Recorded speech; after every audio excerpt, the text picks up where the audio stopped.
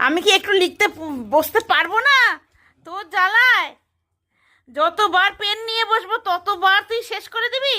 একটু বেখেয়াল হলেই উড়িয়ে বাবা, কি অবস্থা!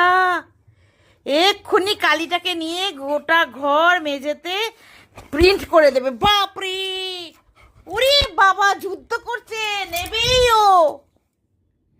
বাপরে, দেব না। প্রতিদিন প্রায় মাসে প্রায় 10টা পেন তুই নষ্ট করছিস।